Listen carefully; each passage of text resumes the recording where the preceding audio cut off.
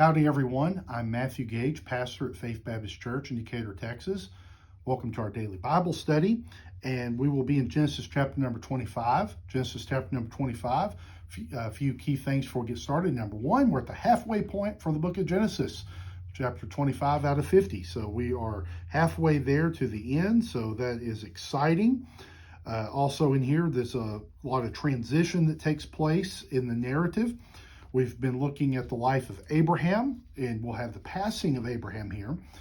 We've had Isaac, and Isaac, he's really kind of in the background to his father and his children, but it's kind of transitioning into Isaac, but then also transitioning to his children. We'll get into Jacob and Esau, so a lot of fun stuff in this chapter. So, and a few interesting things that aren't really quite as covered as much.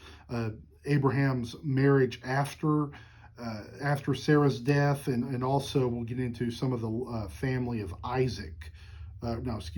Isaac and Ishmael. So anyway, we will jump right on in here, and we will deal with that. Chapter number 25, verse number 1. Then again Abraham took a wife, and her name was Keturah. And she bare him Zimran, and Jokshan, and Medan, and Midian, and Ishbak, and Shua. And Jokshan begat Sheba, and Dedan, and the sons of Dedan were Ashurim, and Luttashim, and Laimim. I'm doing my best. Verse number 4. And the sons of Midian, Ephah, and Epher, and Hanok, and Abidah, and Eldaah. All these were the children of Keturah. And Abraham gave all that he had unto Isaac. And unto the sons of the concubines, which Abraham had, Abraham gave gifts, and sent them away from Isaac his son, while he yet lived, eastward unto the east country. So we see these extra children that he has through Keturah later on, and hints at some other ones there with concubines also. But we see them, but it's also listed out, that these are, yes, they're children by Abraham, but they're kind of a second tier, that Isaac still has the preeminence. And similar to what they did with Ishmael, how Ishmael was sent away, Abraham did the same thing with them. Did not write them off, did not cut them off, but instead of them being a part of his inheritance, of his ongoing household, basically gives them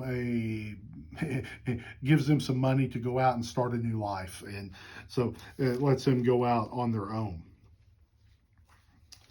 So let's see here, verse number 7. And these are the days of the years of Abraham's life which he lived, 160 years. So he lived 175 years. Verse 8, Then Abraham gave up the ghost, and died in a good old age, an old man and full of years, and was gathered to his people. And his sons Isaac and Ishmael buried him in the cave of Machpelah, in the field of Ephron, and the son of Zohar, the Hittite, which is before Mamre. In the field which Abraham purchased of the sons of Heth, there was Abraham buried, and Sarah his wife. So go back a few chapters, you might remember that. The purchase of that field when Sarah died is a burying ground for Abraham and his family. So now Abraham is laid to rest there also. Verse 11. And it came to pass after the death of Abraham that God blessed his son Isaac, and Isaac dwelt by the well Lahairoi. Now these are the generations of Ishmael. So we're going to cut over and take a little side tour here and go back and fill in a question. What about Ishmael? What happened to him? I love the fact that Ishmael was there to help bury his dad. I love that little detail. Abraham did care for Ishmael. He was a result of Abraham's lack of faith, but yet Abraham did love him. And you see that, I think, return to Ishmael is there to help bury the father. So verse number 12. And these are the generations of Ishmael, Abraham's son, whom Hagar the Egyptian, Sarah's handmaid, bare unto Abraham. And these are the names of the sons of Ishmael, by their names according to their generations. The firstborn of Ishmael, Nebajoth, and Kedar, and Adbeel, and Mibsam. Verse 14, in Mishma, and Duma, and Masai. Verse 15, Hadar, and Tema, and Jetor, Naphish, and Kedemah. These are the sons of Ishmael. These are their names by their towns and by their castles, 12 princes according to their nations. And these are the years of the life of Ishmael, 137 years. And he gave up the ghost and died and was gathered unto his people. Allison's in here with me again recording this one. I don't know if you just saw her crawl by. She's getting a little stir crazy being in here with me recording. So I want to point out here the names here. God had said that Ishmael would, his descendants would prosper. And we see that carrying on, that they have established towns and settlements and become great men in their own right, great and powerful men. We see in verse 18, they dwelt from Havilah unto Shur, that is before Egypt, as thou goest towards Assyria, and he died in the presence of all his brethren. So the Ishmael and his descendants, we see them kind of, I believe my understanding is that's a little bit further south from Israel, and of course down by Egypt, that's where he went down, took a bride from. So that kind of wilderness area down there is where he and his descendants dwelt and prospered. Verse number 19, we return back to Isaac. These are the generations of Isaac, Abraham's son. Abraham begat Isaac. And Isaac was 40 years old when he took Rebekah to wife, the daughter of Bethuel, the Syrian of Padan Aram, the sister to Laban the Syrian. And Isaac entreated the Lord for his wife because she was barren, and the Lord was entreated of him, and Rebekah his wife conceived. So kind of have some echoes there with I see to Abraham and Sarah. Here we have Isaac and Rebekah also unable to conceive a child, and God's going to work things a little bit differently here. Isaac prays, and God answers that. And so we see in verse number 22, and the children struggled together within her. So God didn't just bless, he double blessed her. She's having twins. And she said, if it be so, why am I thus? Like, if God's really blessing me, why is it so crazy? And she went to inquire of the Lord. And the Lord said unto her, 2 nations are in thy womb, and 2 manners of people shall be separated from thy bowels. And the one people shall be stronger than the other people, and the elder shall serve the younger. So saying already from the prenatal days that her 2 children, there's some strife in between them, and that there's going to be kind of an upheaval take place. Generally, the elder has the greater share, the firstborn, what's called the birthright in this passage. That entitled them to a few different things. One being a double portion of inheritance. Traditionally in this culture, you would take your inheritance, you take all your sons. So say you had 5 sons, you would create 6 shares, and your eldest would get a double share while everybody else got a single share. So it wouldn't be split 5 ways, there would be 6 shares, and with a double portion going to the eldest. That's the way this would work. In case of 5, case of 3, there'd be 4 shares, etc. I think you understand that.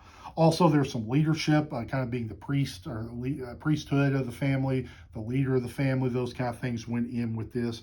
And also, interestingly enough, with that too, with them, is we're getting into some lineage issues coming down that may not be quite clear then. We've seen the promises made to Abraham and to Isaac, and who's going to carry that on? Which one of these twins will that be?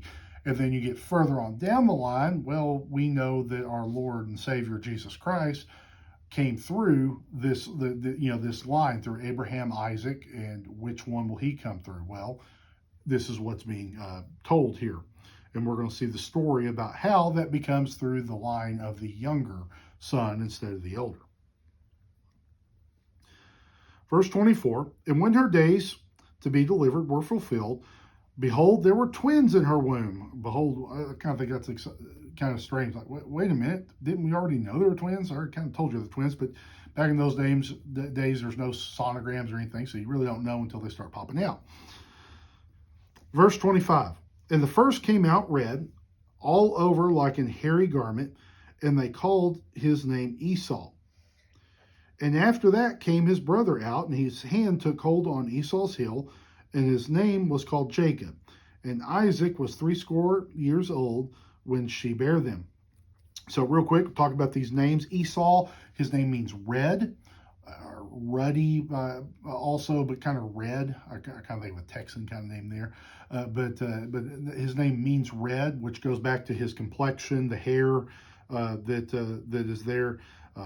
I've seen little babies born have a full head of hair. Evidently, he had tons of hair coming out, not just on his head, but all over his body, and coming out in red colored there. So he got the name of Esau. Jacob, the name Jacob generally means supplanter, something not really trickster or deceiver, but one who takes the place of another is a better term. He's one who will supplant or replace somebody. So that's what his name means. And there's little details about, the one coming out, and then, Esau being born first, but then Jacob's, right on his coattails. I mean, literally holding on to his leg as he comes out. So it doesn't sound like a fun birth, but the babies were both born.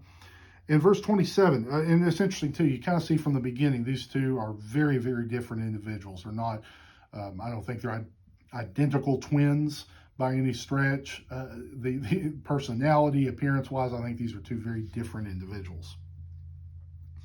Verse 27, and the boys grew, and Esau was a cunning hunter, a man of the field, and Jacob was a plain man dwelling in tents. So their character, Esau is an outdoorsman. I picture him being a big, strapping, strong, outdoors kind of type, the linebacker or captain of the football team kind of fella. The guy that you look at and say, boy, that's a man's man. Looks like John Wayne. And then Jacob, who is he? Jacob, I picture him more as a kind of a businessman. I don't want to say he's a sissy, but he's not rough and tumble kind of guy. I think he's more contemplative, more of a thinker. Where Esau's more brawn, Jacob is more brain. I think that's kind of the way these two operate. Verse 28, and Isaac loved Esau because he did eat of his venison, but Rebekah loved Jacob. So these parents had their favorites. Isaac loved Esau kind of selfishly because Esau would go hunt and he liked the meat and stuff that Esau would prepare. Rebekah loved Jacob. Jacob's kind of the mama's boy here. Now, all this will come into play as we continue on here in a couple of chapters. But for right now, those are just some interesting little tidbits that will play out over time.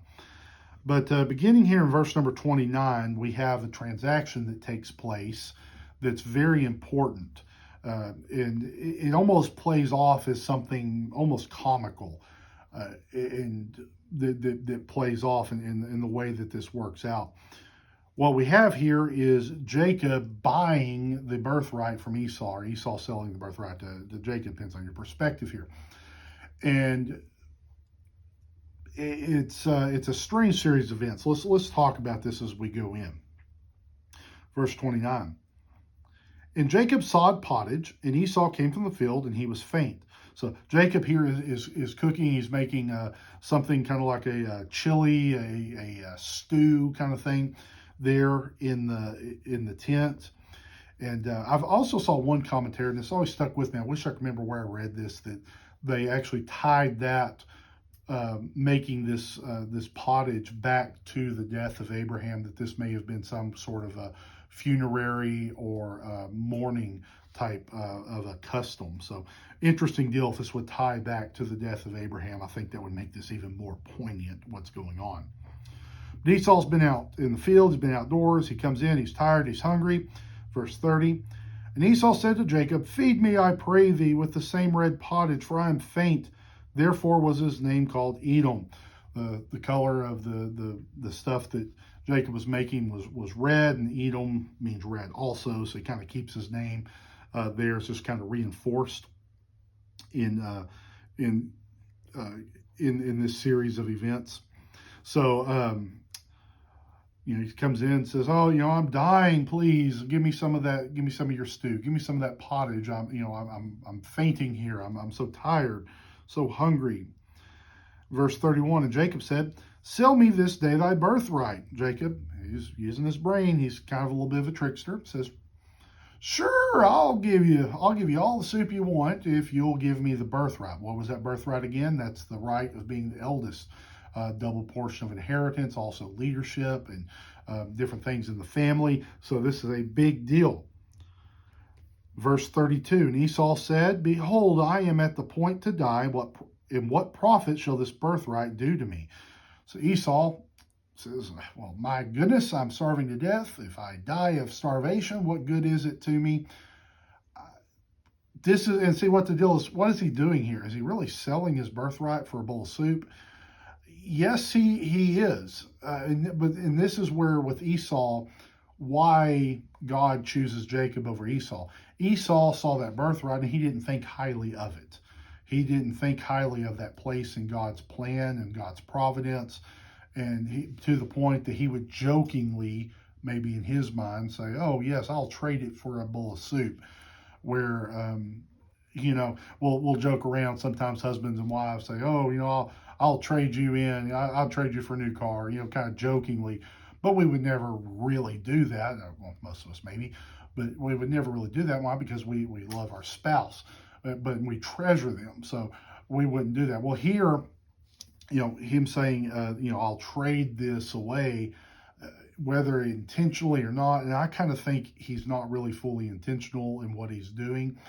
Nonetheless, there is a deal that's struck, and it's going to hold fast in the way things play out. I don't know if that would hold up in a court of law or not, but you see that Jacob wants the birthright. Esau doesn't care about the birthright.